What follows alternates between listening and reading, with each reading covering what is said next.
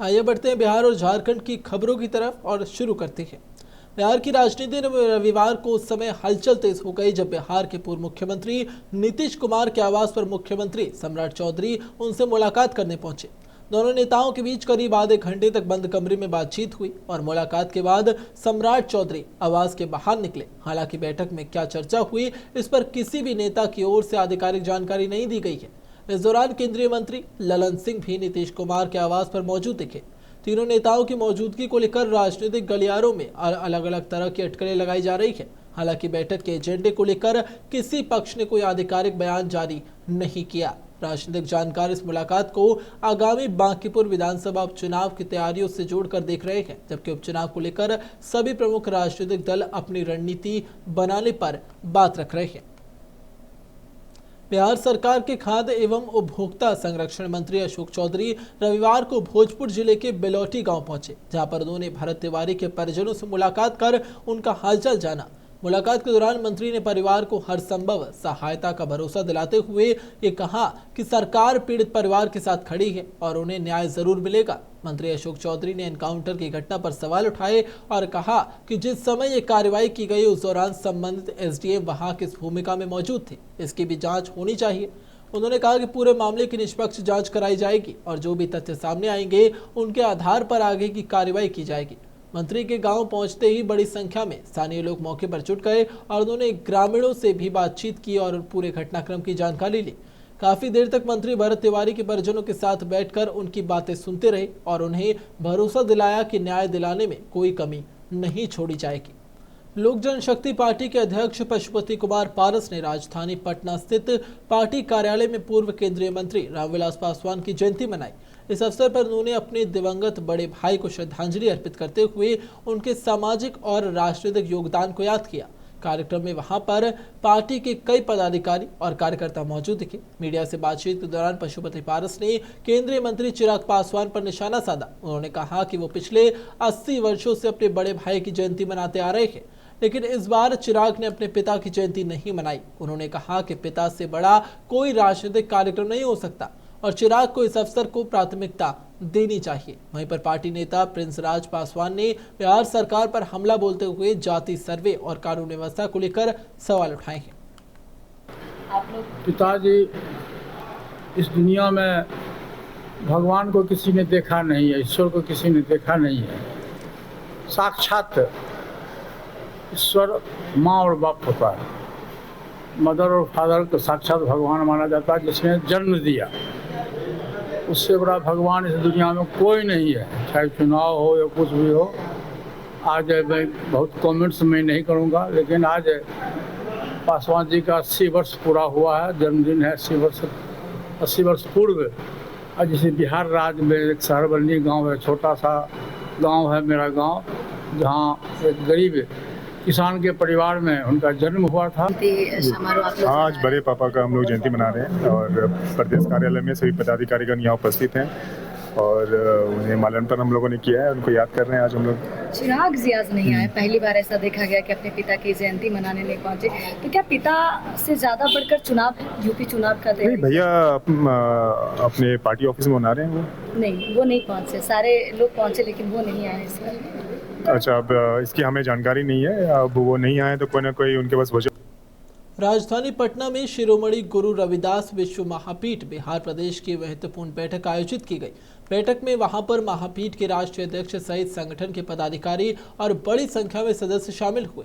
इस दौरान आगामी गुरु रविदास की 650वीं जयंती को पूरे उत्साह, भव्यता और सामाजिक सहभागिता के साथ मनाने की रूपरेखा पर विस्तार से चर्चा की गई।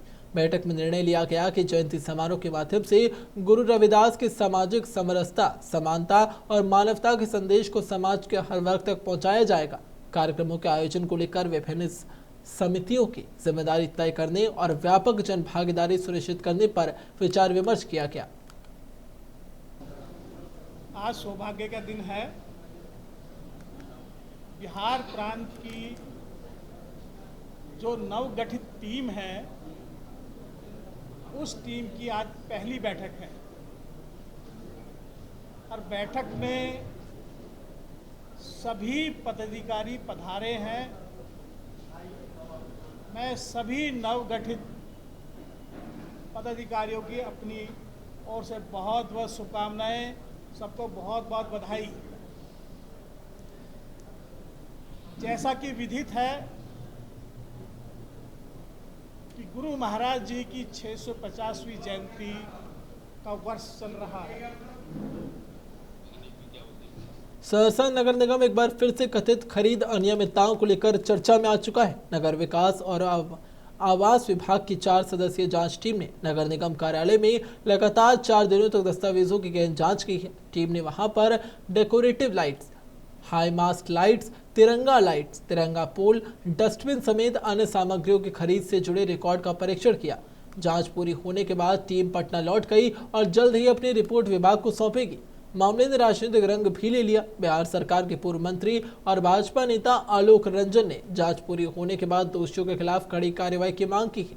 उन्होंने कहा कि लगभग 1 वर्ष पहले संवेदक रोहित कुमार ने विभाग में शिकायत दर्ज कराई थी। शिकायत में आरोप लगाया गया कि वहां पर जेम पोर्टल के माध्यम से नियमों की अनदेखी करते हुए एक ही संवेदक की 3 कंपनियों को कार्य आवंटित किया गया।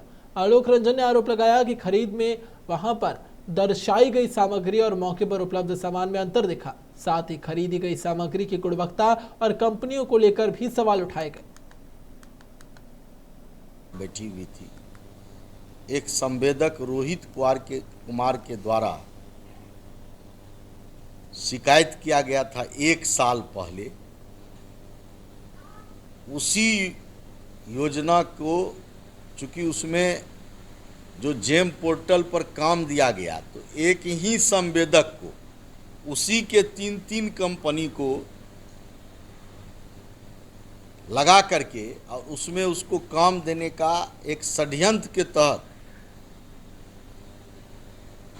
एक ही कॉन्ट्रैक्टर को वह काम दिया गया था।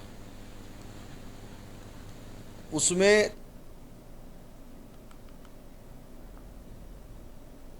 भागलपुर के शहबाज नगर मौलाना चक निवासी युवती नाजिया की संदिग्ध मौत को लेकर मामला तूल पकड़ता जा रहा है। मृतका के परिजनों ने हत्या की आशंका जताते हुए पुलिस की कार्रवाई पर सवाल उठाए।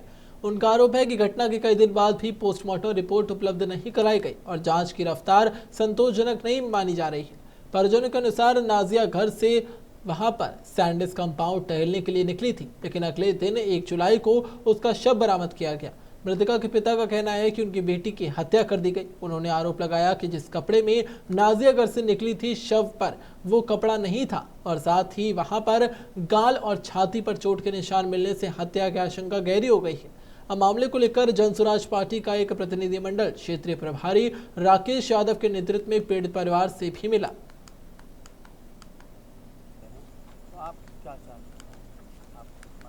नाजिया बिटिया के पिता से सुनने पे पता चला कि निश्चित रूप से ये हत्या है और हम लोग अपने सीनियर एसपी से और जिला प्रशासन से, साथ में सरकार से गुहार लगाएंगे कि इसकी निष्पक्ष जांच हो और जांच जल्द से जल्द पूरा किया जाए ताकि हमारी नाजिया बिटिया को इंसाफ मिल सके। ये तो पहली घटनाएं हैं नहीं, अब तो हम लोग इतना भाव विह्वल हो जाते हैं जिस तरह से हमारी बेटियों के साथ आए दिन सरकार की विफलता के वजह से जो चीज़ें आप लोग देख रहे हैं वो घोर निंदनीय है और बहुत भावना के साथ बोल रहा हूँ। कब इस तरह के पुलिस बनने का शौक़ था, देश के लिए कुछ करने का शौक़ था, तो अक्सर वो कभी कभी मॉर्निंग वॉक के लिए निकलती थी सुबह में। सुबह में सैंडिस कमांड वगैरह जाती थी, ऐसे कर जाती थी। हाँ, उधर जाती थी। हाँ, और उसके बाद हम लोग सोचा कि चलो जाती फिर आ जाएगी। देखिए, सबसे पहला तो ये है कि 2 से 3 दिन हो गया है, अभी तक पोस्टमार्टम रिपोर्ट नहीं आया है। हम भागलपुर प्रशासन से यही अनुरोध करेंगे और मांग भी करेंगे कि निष्पक्ष जांच हो, क्योंकि अभी जो उनके पिता से जानकारी मिली है, इन्होंने कहा कि लड़की जिस कपड़े में गई थी उस कपड़े में वापस नहीं आई है। इन्होंने कहा कि दुपट्टा हटाने के बाद उसके गले पर और छाती में चोट का निशान पाया गया है और इन्होंने ये भी कहा है कि जो मीडिया में ये बात आई है कि हमारी बेटी की मेंटली स्थिति खराब थी, वैसा भी नहीं है। तो हम प्रशासन से अनुरोध करेंगे कि निष्पक्ष जांच हो। सीतामढ़ी में सुरसंड थाना क्षेत्र के गोपालपुर में आपको बता दें, आपसी विवाद में घायल अब्दुल कादिर राइन की इलाज के दौरान मौत हो गई। मौत की खबर मिलते ही इलाके में आक्रोश फैल गया। गुस्साए स्थानीय लोग और परिजनों ने शव को सड़क पर रखकर राष्ट्रीय राजमार्ग 227 को जाम कर दिया और जोरदार प्रदर्शन किया। प्रदर्शनकारियों ने आरोपियों की तत्काल गिरफ्तारी और पीड़ित परिवार को न्याय देने की मांग की है। वहां पर स्थिति बिगड़ते पर मौके पर भारी संख्या में पुलिस बल तैनात किया गया। पुलिसकर्मी लगातार भीड़ को शांत कराने और जाम हटवाने की कोशिश करते नजर आए।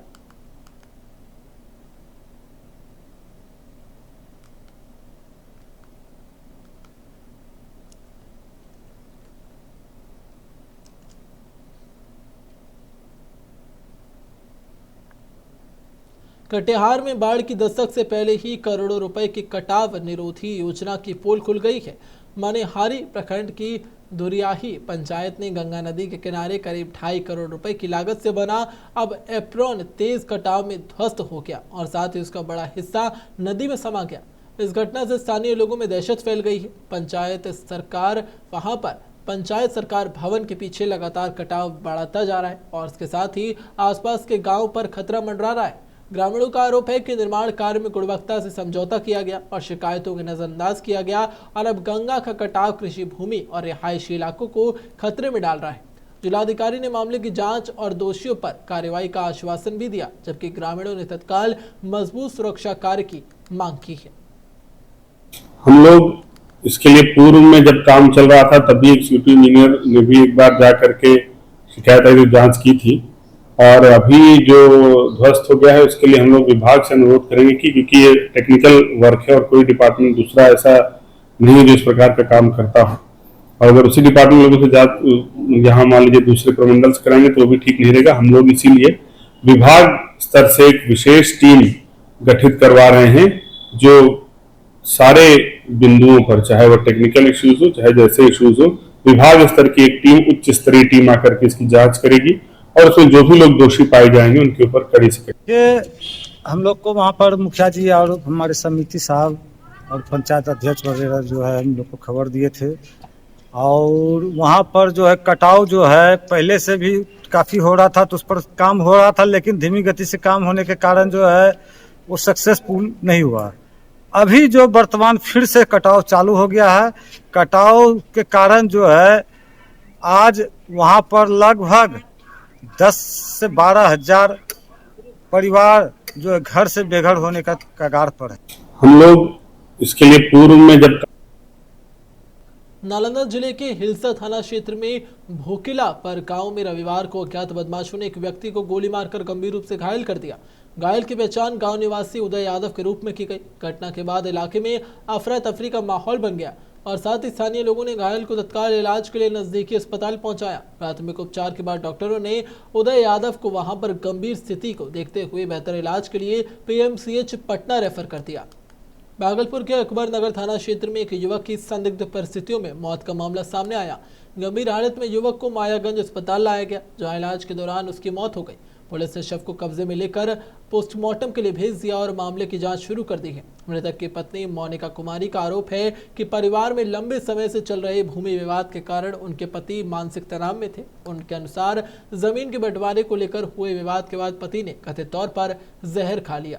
हालांकि युवक की मौत का वास्तविक कारण पोस्टमार्टम रिपोर्ट के बाद पक्का किया जाएगा।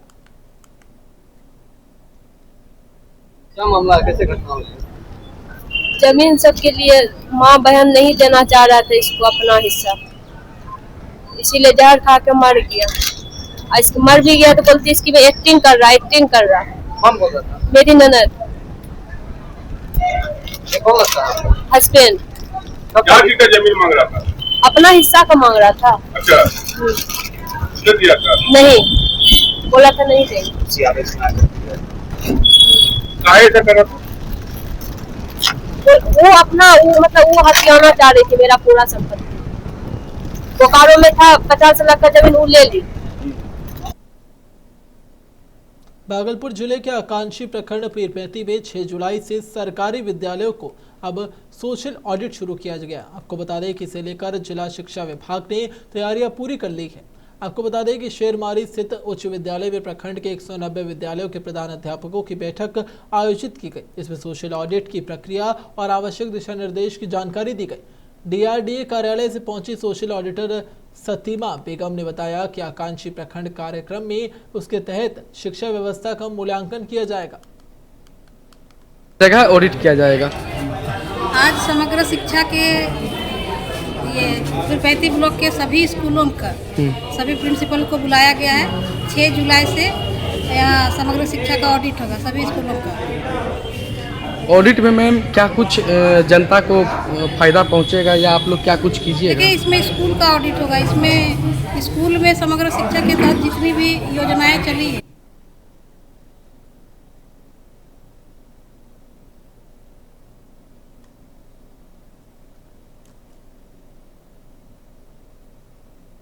भागलपुर के सबौर थाना क्षेत्र अंतर्गत सरथो पंचायत में बड़ी सरथो नवटोलिया में सड़क किनारे एक नवजात शिशु मिलने से इलाके में सनसनी फैल गई।